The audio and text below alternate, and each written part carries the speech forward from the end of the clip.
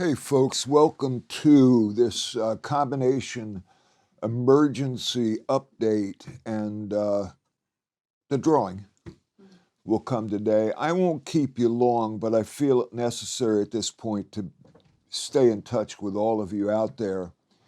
As you can tell by various news medias and everything else that we are really headlong into the collapse in a big way.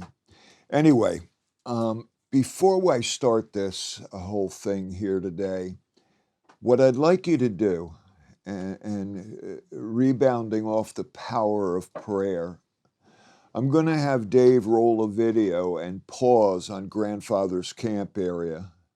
And I want you to take that journey as if you're there right now, taking it, and then ending up in Grandfather's Camp area. I would then like you to pray. The power of prayer that I have seen in my life is just there's nothing compares to it. And prayer is one of our only hopes. And so let's roll that video, Dave, and then we'll get right to it.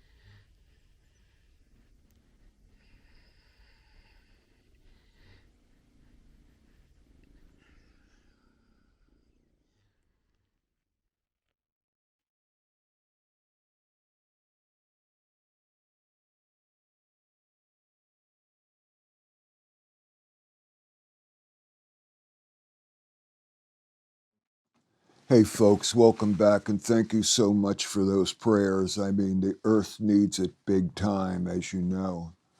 You know, I'm like many of you, I'm just like in awe in a negative way about how Earth Mother is going through such a time of crisis. I mean, we got plants here and that we wouldn't see normally come up until like the mid to end of April emerging. We've got migrating flocks moving in a month before, past history. And everything seems to be just on the edge. You know, in the final analysis, nature will win out, whether we populate the earth or not. But today I want to talk to you about these emergency updates to begin with. You're going to find that they're going to come with more frequency. In other words, in the past, as events unfolded, I would say, we need an emergency update. But now I'm feeling an urgency to at least put this out, try to get them out once a month. We're that close to collapse. And it's absolutely frightening.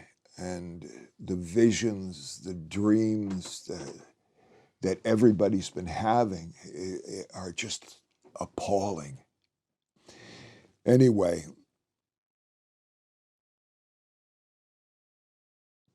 watch the news carefully. Like I've always said, do the research. Don't rely on hearsay. If something comes up, research it. Don't buy into it just because it's in the news. As we've seen, the news, in no matter what medium, whether it's a magazine or a newspaper, radio, whatever, TV, it can be very prejudicial, slanted. You start wondering who's on whose pay list, that kind of thing. So, I hate to say, but mistrust is a good thing in this case because you're dealing with your lives, the lives of your family.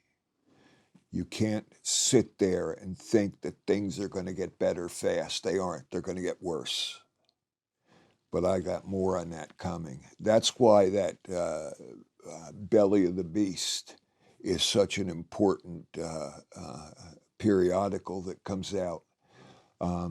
As I said, I'm going to start, doing more of these emergency broadcasts to get you prepared and everything in the worst case scenario.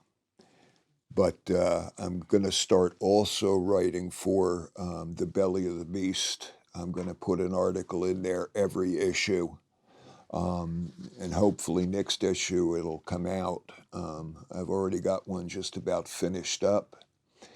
But anyway, the importance here in the onset is that prayer of warning. When we meet from now on as an emergency update, it sounds like ominous, but I want to be also able to train you. In other words, give you more information on skills, that kind of thing. And my thoughts, which really echo grandfather's thoughts on, how to prepare a sober way of preparation. A lot of us, you tend to, when a crisis occurs, or even one of those crises that kind of creep up on you slowly, we tend to get this myopic type of stare into what's in our little world. Back off. Take a little bit wider approach. Instead of you being so closed off, it's like tunnel vision. Like grandfather said, tunnel vision is the window to the physical mind. Wide-angle vision is the window to the soul. And get into that wide-angle vision mentally as well as with your eyes, because it'll help you to think clearer and see the bigger picture. And you could really get hurt if you're so closed focused that you don't see things coming. The beautiful thing is that prayer of warning that I taught many of you years ago on, and it is such a powerful element. I beg people, please, at least twice a day, cry up to the Creator with all of your beings and say, please warn me if I'm about to blunder into anything that is going to hurt me.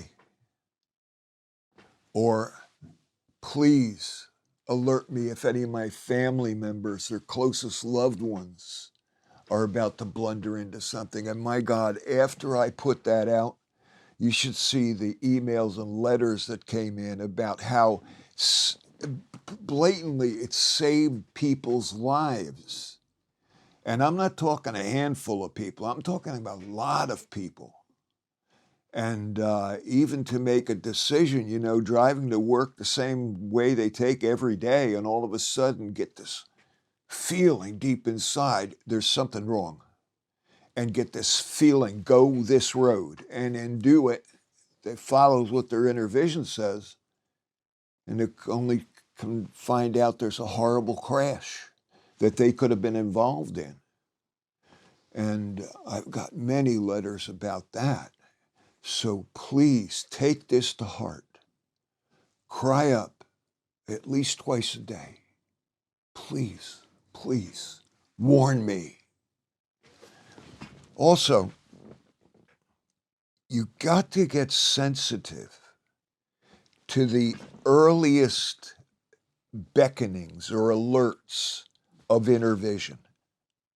Because people, even though they religiously will say this prayer, empowered prayer of warning, they miss the cues because they haven't refined the connection between their deep inner vision and their minds. They get so sidetracked with the rush, the din, the chaos, the schedules of life that, you know, the old take time to smell the roses thing. Better yet, take the time to touch your inner vision, because it is your inner vision that is going to take and awaken that something isn't right here, or something's out of place. You're just going to get that feeling, which is like on a scale of 1 being, you know, a mild, just something isn't right, to a full-blown linear panic. And it's not until we get up toward the full-blown linear panic do people, whoa, something's going on, where they should have picked that up. You know, another thing is I stress is during, you know, like I say, it was an unspoken rule with grandfather that Rick and I, every day at sunrise and every evening at sunset, would go out to our sacred area, our physical sacred area, to pray, to introspect, to cry up the prayer of warning, but also fall into a deep and profound silence. So perfectly in the now.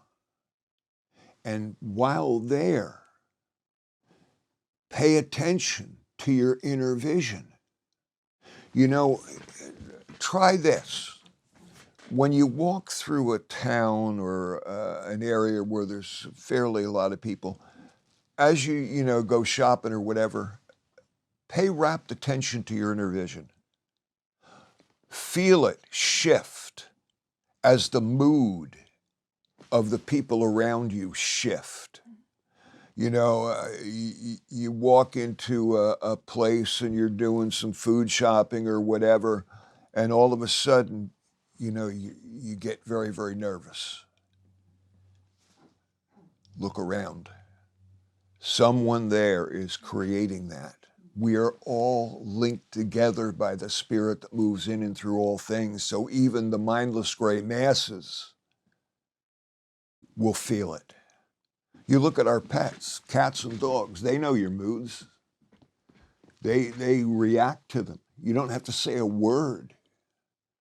And, like a dog will say, they're depressed or they're happy or this, and they know it before you get to the door.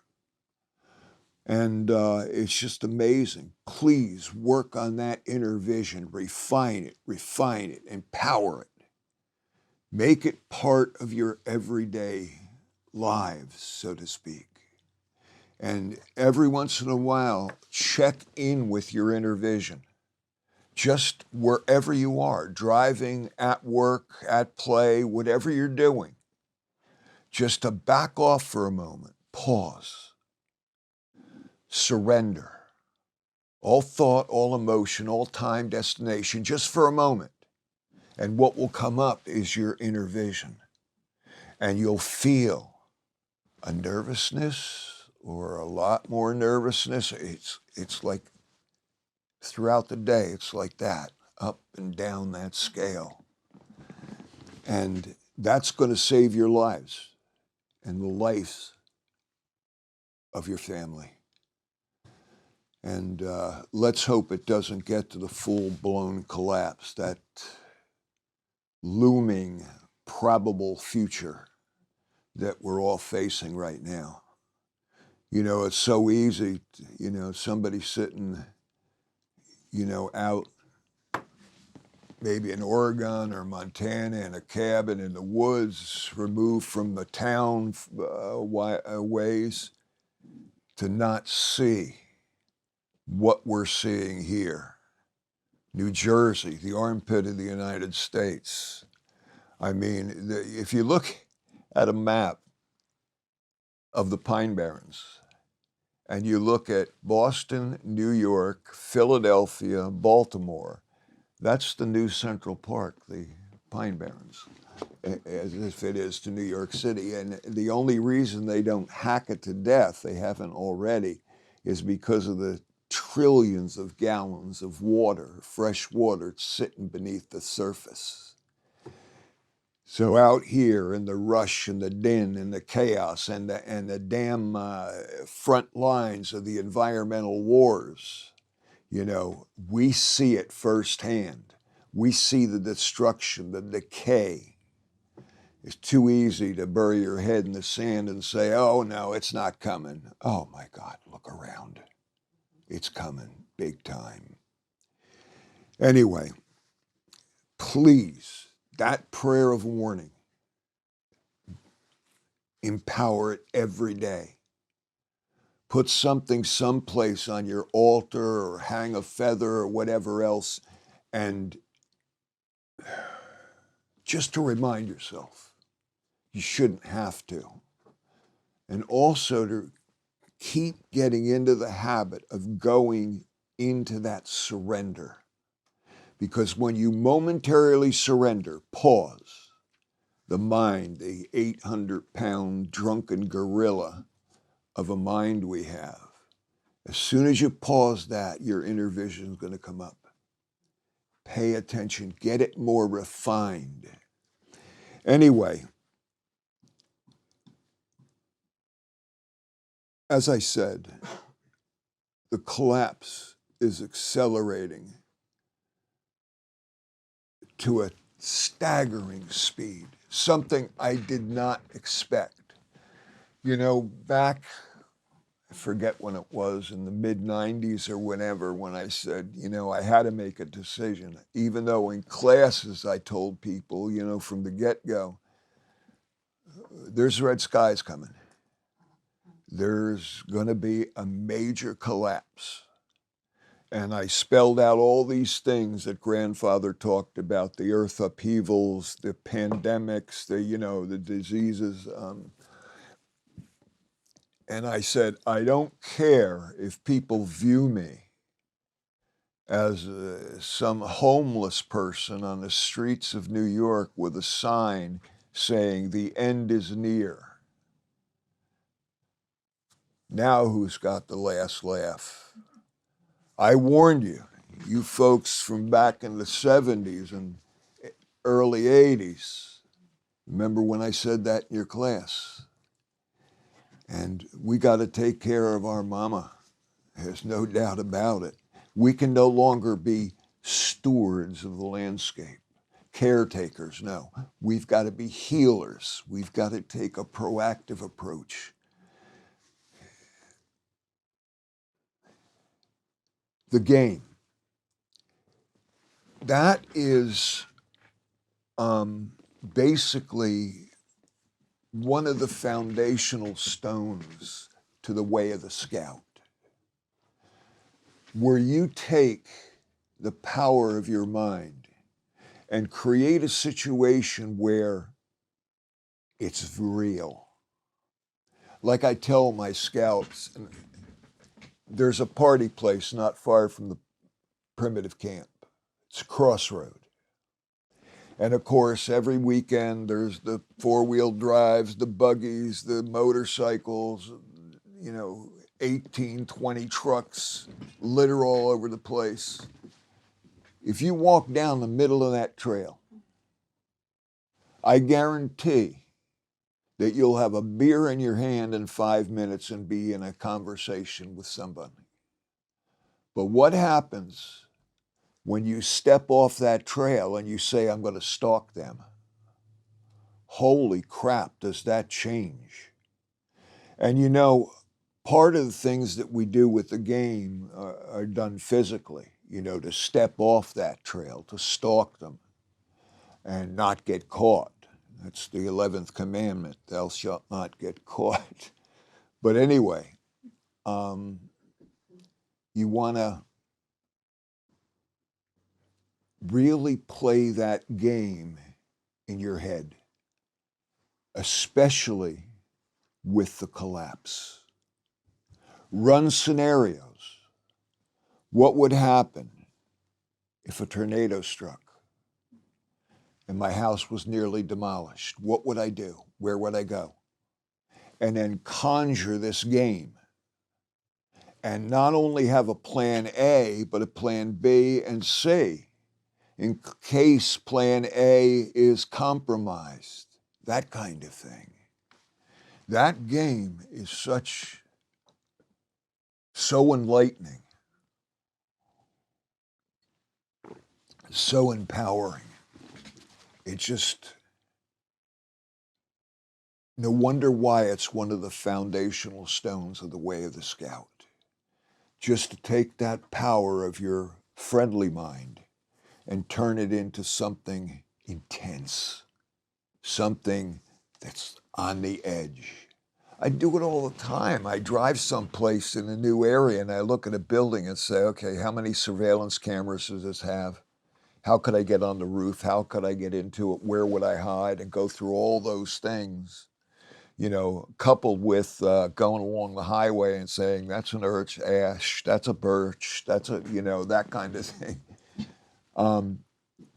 You want to get into that mentality where you just run these scenarios and it's amazing what that does. You don't have to get out and do it.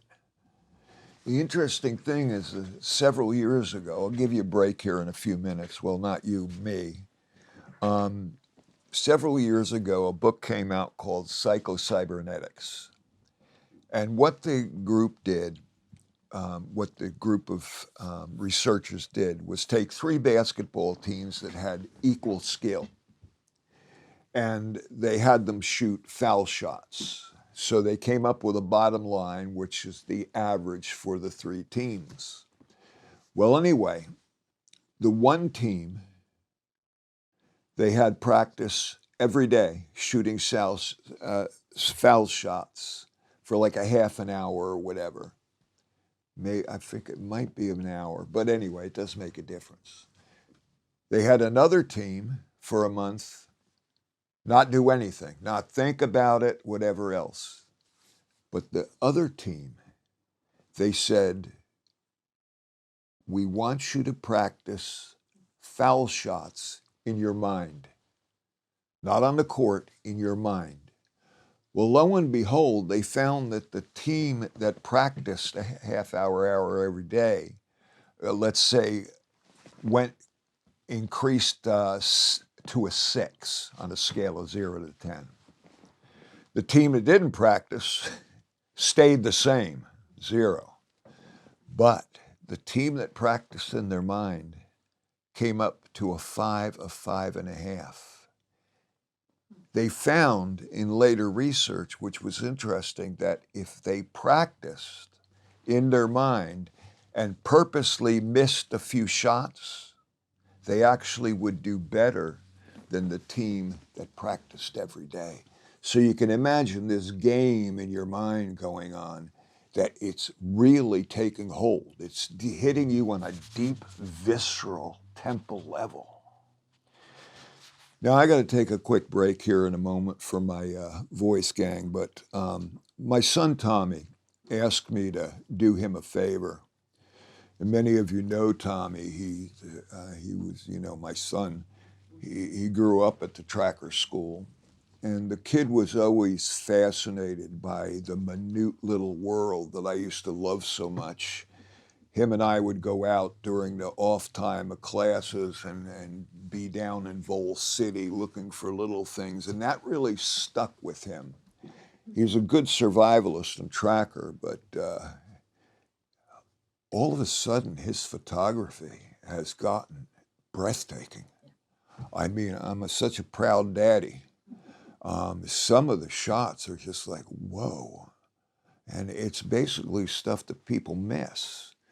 Well, he's trying to get his own thing going with photography and education and stuff like that. And in fact, sometime this summer, he and I are going to do a class together, and it's going to be actually entitled Nature Photography. But remember, I'm a coyote teacher. So the things that I or we would teach you to get a close-up of a certain animal, wouldn't that apply if you took the camera off and also put the bow on? It's the same principles. So we've developing this class together. But anyway, he's got to get a start, a boost. And, he's living out there in Oregon, and he asked me to put up this little thing that I'm computer illiterate, gang, but maybe you could help him out. I've helped him out. A lot of my family have helped him out. Dave, you got that up and running? It's ready. Yeah.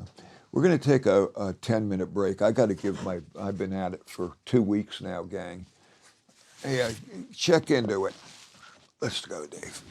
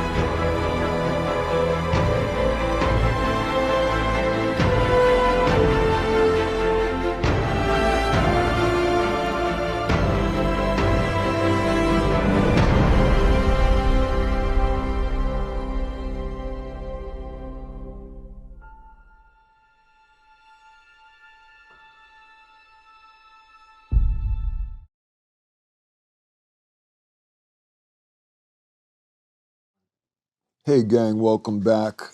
Thank you ever so much if you've taken a look at Tommy's web posting or whatever it is that he's doing.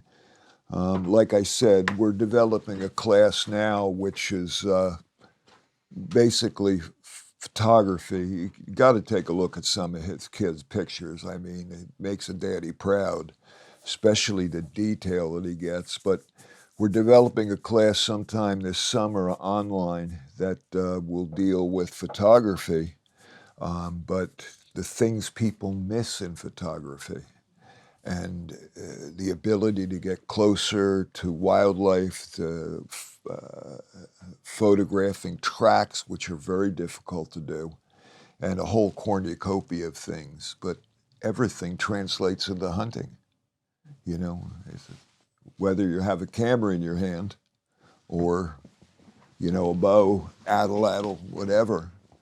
You know, I had this one class, oh my God, it had to be 35 years ago, where I gave the class these little disposable cameras and I had them go out for a couple of hours and, you know, the focal length on those cameras and get as close to animals as they could with the camera.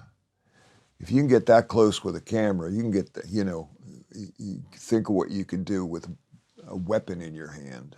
But anyway, let's get right back to this. I won't keep you too much longer, and then we'll have the drawing. But, you know, like I said, use that game to help you think outside the box. When you do so, consult your inner vision. Let's say, okay, if something happens, boom, you know, I got A, I got B. Check your inner vision. Your inner vision will tell you which is a better choice. And if you surrender, remember that point where you surrender all thought, all emotion, everything. The first thing that pops up is going to be from the vast spiritual domain, your temples. And that's where you get an idea or a direction to take that you never even thought of. And it's amazing how that works. I use that so frequently. And anyway, and by the way, Phil is going to put up a link or whatever to the Belly of the Beast. As I say, I'm going to start hitting that heavy along with these programs. You know, we look at, and this isn't in any order, so to speak, but we're looking at, as I said, if you can get away from this little world that people tend to live in and just expand our vision a little bit, our minds a little bit, we realize that food and water are going to become a huge issue. Huge. Worldwide, 1/3 of the population is starving. 1/3 is malnourished, and 1/3 is living high on the hog, so to speak. And that's going to catch up. That food shortage and water shortages are going to be a nightmare. That's why read up on your wild, edible, medicinal plants. Perfect your hunting and trapping skills. You don't have to kill anything to do that. Rick and I used to take bows and then we'd pad the end of our arrows and stick it in a die and then go hunting. And Rick would always take red and I'd take green, you know? And I remember this one deer that I drew on, it wasn't far away, kind of turned around and went the other way, and here's a red spot on its other side. Really pissed me off. But take a camera out. Use that to get you close. Practice. The people here in the studio during break time, sometimes when they got to get out of their heads, they'll go out and shoot arrows. and get your skills up to par. You're survivalists. And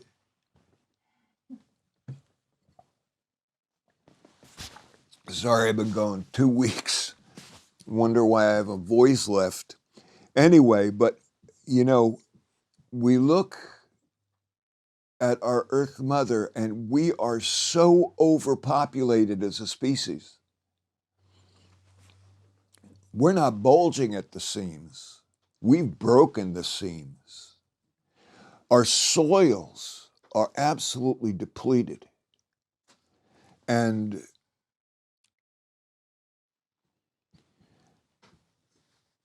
it's going to get worse fast. Look what happened to our water systems. People are attacking them or trying to attack them. And how many places the water has gone nasty. Boil water, for instance, is a big one in various parts here in New Jersey because of something broke or the treatment plant went down. You know, you don't want to be one of those people that discover that the treatment plant went down after you've had a glass of water, you know, kind of a thing. I would suggest very strongly to start slow, taking a sober look at food and water. Get yourself some either canned or freeze-dried food. I would suggest maybe a week's worth. Better yet, a month if you could. But also, bottled water is fine, but with these life straws that they have in various sizes and how much you can siphon out, that's a good investment. I've got them in my truck, I've got them at home, I've got them, you know, wherever I go, I've got one. Because those things are amazing in taking out pathogens from water, but I'd seriously consider getting a good supply going. Start with just a little, take a sober approach to it, and store it up, and then just cycle it out. You know, after a year or whatever the shelf life is. You know, you'll be a connoisseur of Diddy Moore beef stew. We've all been there. The other thing is, you know, and we never lose sight of about, because this one grandfather, you know, was adamant about the emerging pathogens. That is going to still be the big one.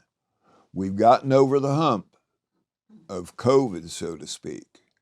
Have we really? But that pathogen is so quickly mutating that some of our early vaccines are not working. And, you know, it's frightening how fast things are taking hold. And then all of a sudden, down in the southeast, a new mosquito species has come into play. Some place that was, they weren't found until, you know, were only found in Central South America, have migrated up north because of global warming. The other thing they found out is the flesh-eating bacteria has made its way up the East Coast, along with the brain-eating amoeba. You don't want to swim, you don't want to touch anything, you know? I mean, it's crazy. But emergency pathogens, that's, you know, that's frightening. That's top on my list. And, you know, you prepare for that whichever way you have to. You had a good training session there with the COVID, the masks and the whatever we did, and insulation, isolation. Keep that in mind. Keep the supplies of masks, things like that, gloves, whatever you need set up. I'm not saying go out and buy a class 4 containment suit, you know, like they have in the CDC labs, but, you know, you'll have them on hand. You won't have to go to the store and get them. The other thing that's just off the wall is the shootings, the riots, and the gangs. The frightening thing is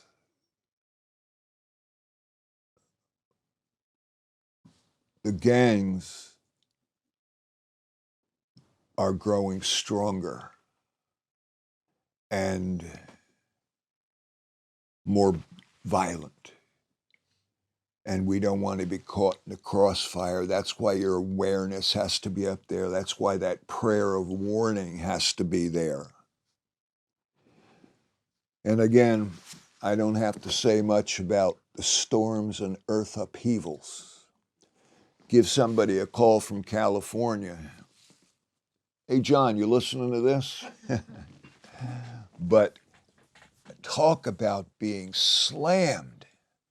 My God, and across the country, look at just the last 2 days of tornadoes down in the southeast.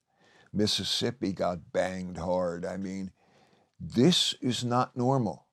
The weather patterns are way out of control. And, many of you think back 10 years or even 5 years.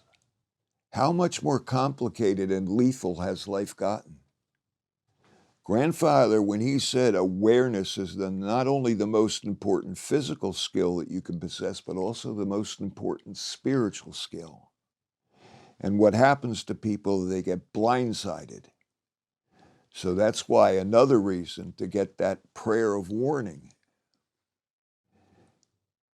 Many of you will know when I say this, that when it's time, one of the locations will be the primitive camp. Make sure you have enough gas and supplies to make it there if you're close. Probably by next session, I'm going to have several other locations. I just have to firm it up with the people that have these locations, so it'll be a closer drive for you. Which begs the question, where are we going to go?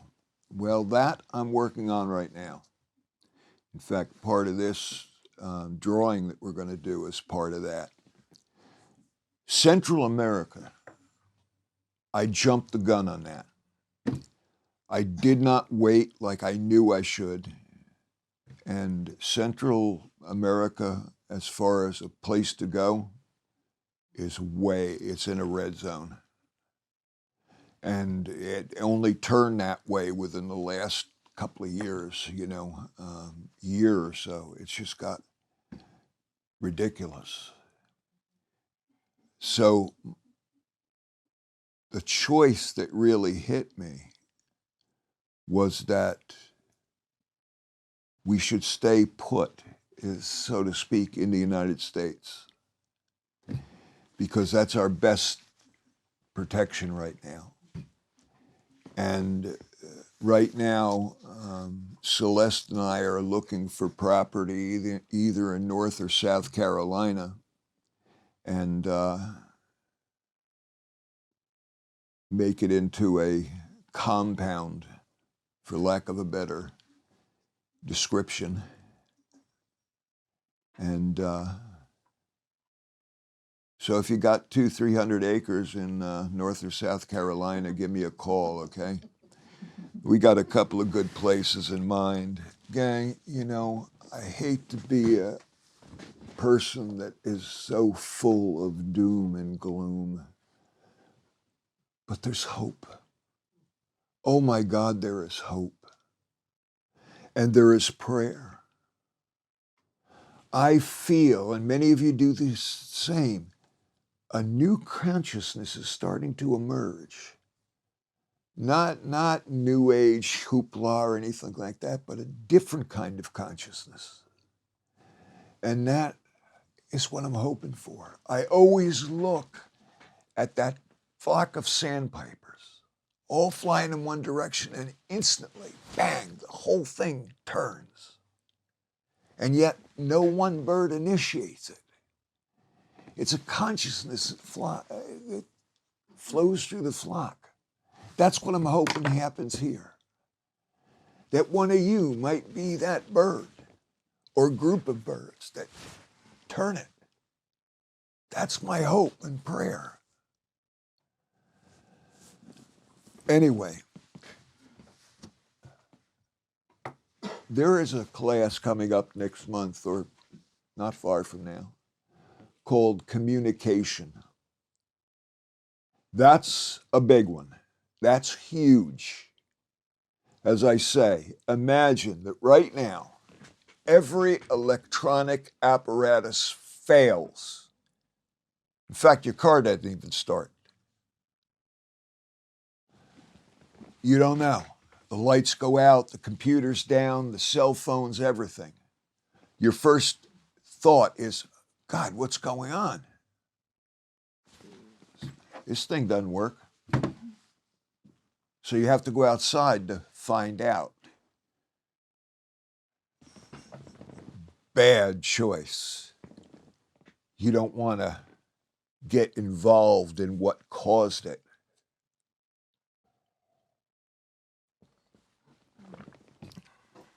So how do we all stay in touch with each other? You know, some of us are far-flung all over the place, you know, and if all the power goes down, or we lack even half of the communication we have today, there is another communication, and that's that upcoming class online called communication. I want to teach you how to communicate with each other beyond what you've ever learned before from the tracker school, without the necessity of words or modern conveyances or anything else. The second one I want to talk to you about is the Final Oneness. It's another class. Many of you will finish up session 5 of Deep Surrender, where I got into the oneness very heavily. And you might think, well, that class is just going to be a repeat. Don't kid yourself. You have no idea. And by the way, you folks that were part of that Deep Surrender class, wow, what a class. But even more so, you folks that are part of Temples 5, I'm still blown away. That has got to be one of the best classes I've ever had the privilege of teaching.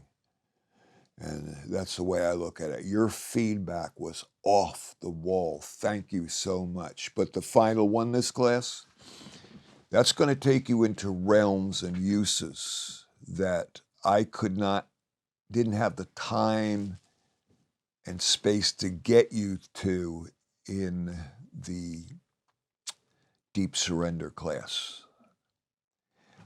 We go further, deeper, and into that one area, the Final Oneness. It's just amazing. And many of you folks from Temples 5 and also Deep Surrender learned some of the more powerful teaching that Grandfather ever taught, coming from the later years. But there are the classes coming up, and again, hope and prayer. Now, what we're going to do to end this, we're going to make the drawing. Now, what's got to happen is that in a minute, I'm going to have Meredith dump all of the tickets into this thing here. If you'll notice, that was the microphone. And then I'm going to pick a name, but we have to check it on our records to make sure, A, you're not a tracker employee, and B, you're indeed a tracker student. All right, you want to dump them?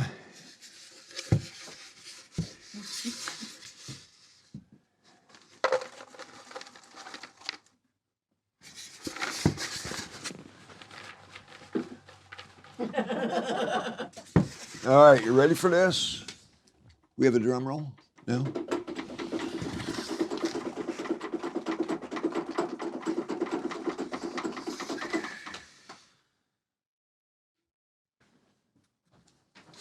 What the hell? What's the number? We got to check it first. Huh? We got to check it on a computer. He's got Are they all been approved? I believe so. All right, the number is 6. Oh, he's gonna 6. Caroline DeLucci. Here, I'll let you write down the name. Say that out louder, Dave, or Caroline DeLucci. oh. If you're out there, She'll get an email. get in touch with us, and we'll get in touch with you. And the second place drawing for a personally autographed book for me is ticket number 248.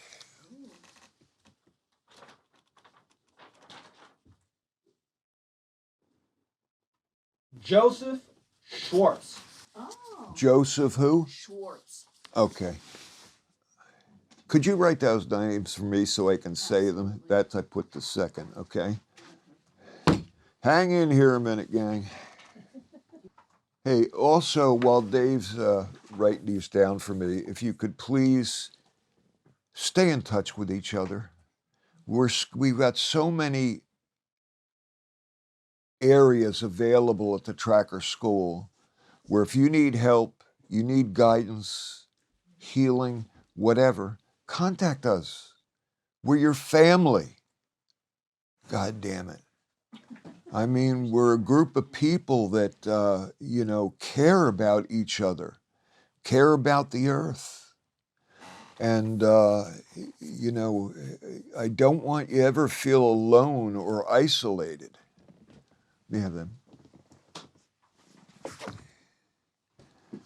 Okay. Dave, are we up and running? All right. The number one, Carolyn DeLucci. You were ticket 6. And then Joseph Schwartz. Well, I'll be sending you an autograph book and a little other prize too. Ooh. Thank you for being part of the drawing. It's going to get things moving in the right direction. And thank you so much if you help and support Tommy's new venture. Get God bless you all. I appreciate you coming. I hope you learned a little bit. Awareness, awareness, awareness. Prayer, prayer of warning. Good afternoon, gang. Have a good weekend.